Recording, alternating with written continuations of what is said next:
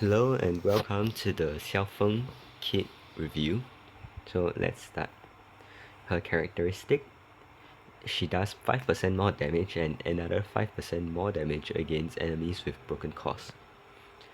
Her mania intensify: when a tiger sprint is summoned, Xiaofeng deals physical damage to all enemies within the 3x3 square around that summoned tiger sprint. And this damage counts as win nor damage.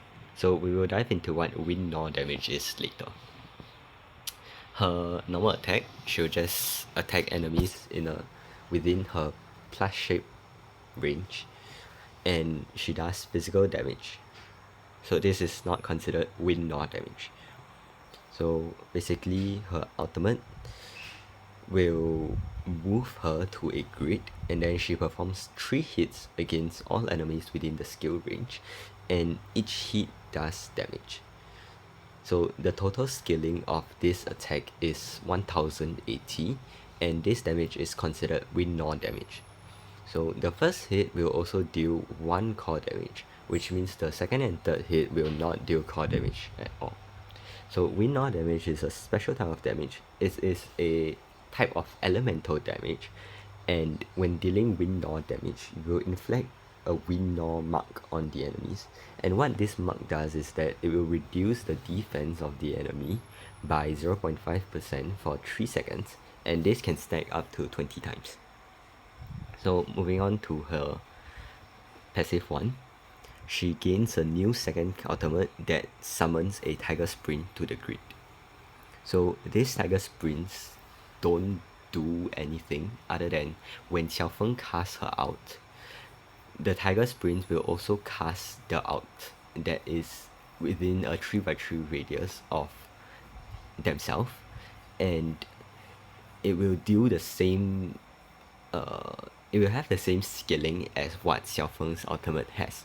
The thing is that if the ultimate hits the same enemy multiple times, it will deal only 60% of the original damage. So you will take 1000, the scaling of 1080, and you multiply that by 0.6, and it will not deal additional core damage, so only 1 core damage per ultimate.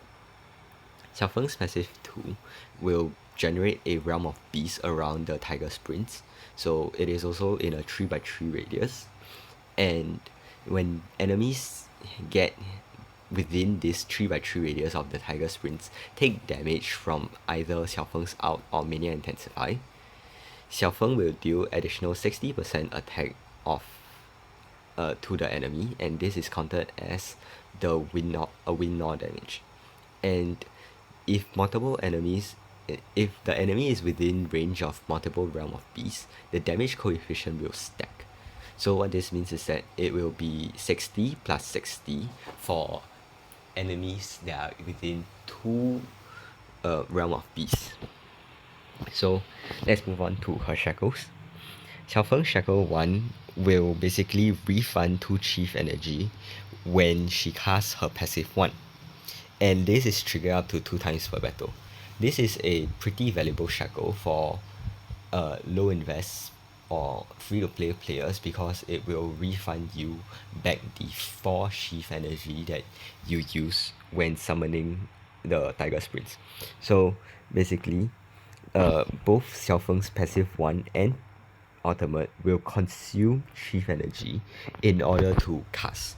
And what this means is that if you don't have shackle 1 and you use over limit, you start off with 5 stacks, but after casting your tiger sprints, you will only have 1 stack of over limit left, and you are unable to cast any ultimates. So this basically removes that so-called cost in order to summon the tiger sprints. And you are also able to relocate the tiger sprints, but you will still consume chief energy if you want to resummon them to a different grid, and they will follow the summoning order of the tiger sprints. And let's move on to her shackle 2 and 5. It is just a generic attack percent increase. For Xiaofeng's Shackle 3, after she does scale damage to an enemy, which is basically her ultimate, her skill damage dealt to that enemy is increased by 2%, stacking up to 12 times for a total of 24%. So this is quite a good shackle because it is basically a self-amp. However, if you use other Sinners that can also buff skill damage, which is actually quite rare for a Xiaofeng team because not a lot of Sinners would synergize with Xiaofeng, this will be diluted. For her Shackle 4, the maximum number of Tiger Sprints is increased by 1, so now you can have 3 Tiger Sprints on field at the same time. And her Shackle of Claw Sharpening, which is Shackle 1, can be triggered an additional time. So you are able to summon all 3 Tiger Sprints without consuming any chief energy. For Xiaofeng's Crime Band, exclusive Crime Band, your ultimate's damage coefficient increases by a number of times depending on how much you unlocked it, and the additional ultimate now deals 40% more of the original damage. So you will change from the 60%, you change from the additional, which is 60%, to in this case 100% because of ECB3, and you unlock a new exclusive ultimate that is called the Mountain Lord's Roar, and this has a 40% cooldown, and it can be used 3 times per battle. So what this does is that when Xiaofeng is using the Chief Protesters over limit, the Protesters actually will not reduce its duration of the attack buff, and it will only start decreasing until after Xiaofeng leaves this state, which is for 12 seconds. Yep. So in battle, you are able to see it as this.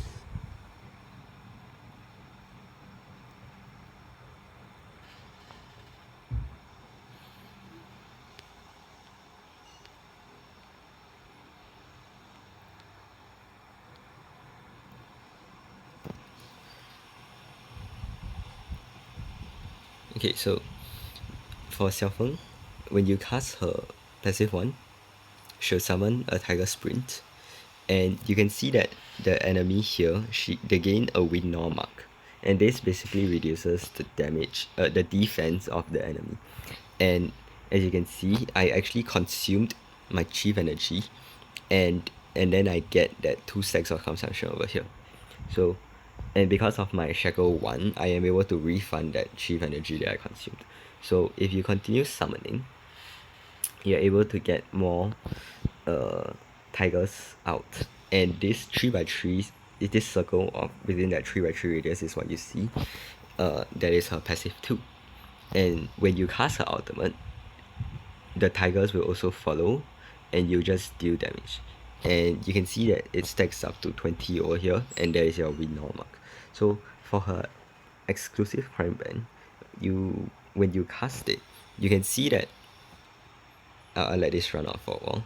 You can see that the duration here is getting shorter, but once I cast it, it stops counting down for that 12 seconds and will actually just stay at the amount that, or the maximum amount that I had. So if I consume more over limit stacks, I will increase my attack gain, and it will just stay at 10 stacks for the duration of my exclusive Crime Band. So like I said, you are able to relocate the Tiger Sprints, but it will follow the order of which that you summoned the Tiger Sprints. So for me, I summoned it as 1, 2, 3. So when I relocate my Tiger Sprints, the first tiger that gets summoned will be relocated, and then the second, and then follow up it will be the third. So that's basically it for Xiaofeng, and she is a very strong sinner, especially at higher investment, but because of her reliance on chief energy, you are basically restricted to the over limit protesters, which means sinners like LL, who are also able to buff the skill damage, is less recommended in this scenario because Xiaofeng won't be able to benefit from the won't be able to fully benefit from the kit. So you might be wondering, what if I use another chief protesters other than over limit? So Xiaofeng is a very special kind of over limit sinner where compared to sinners like RF Zoya and RF 99, if you do not choose the node that changes their out to be consuming over limit stacks, you are still able to cast their outs based on using energy. But for Xiaofeng, she will be stuck at using chief energy, which means that if I use other protesters, I will still be consuming chief protesters, and her exclusive crime band in this case will be pretty much useless because I am not using the overlimit protesters.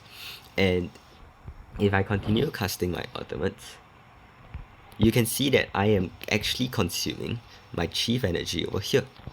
And this is basically the reason why Xiaofeng is more restricted to the overlimit protesters, because overlimit is able to regen by itself, whereas chief on a normal fight, you would really want more cost for the chief protesters to be self sufficient, which means for Xiaofeng, you would mainly only be using her in over limit comps instead of any other composition.